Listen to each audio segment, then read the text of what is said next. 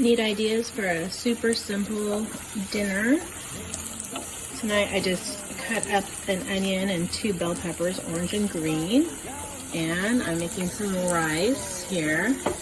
And as soon as this is sauteed a little bit, I'm going to add some sausage. There's a whole bunch of different varieties you can choose from. And throw it together and it'll be done in less than a half an hour. Okay, you can see our vegetables are starting to cook through. And over here I am cutting up my pre-cooked sausage. This is a beef sausage.